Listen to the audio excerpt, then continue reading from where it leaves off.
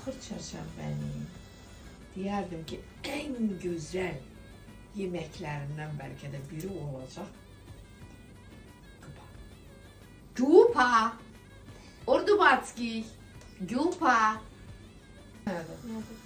Deyim. Bu qoyunun qarın hissəsinin, bel hissəsinin ən yumşaq əzələ ət qatıdır da. Bizdə Ordubadda bundan çox dadlı bir yemək eləyirlər. Onun adı güpadır.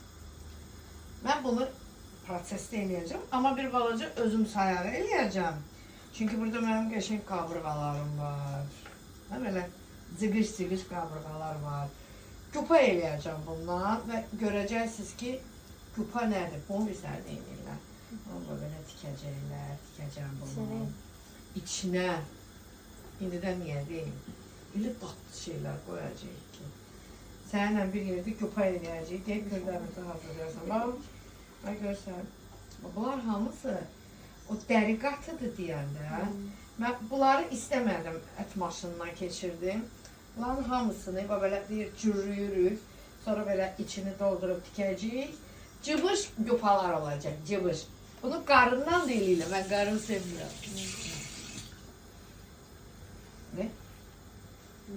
Bunların hamısını ayırmışam, qoymuşam.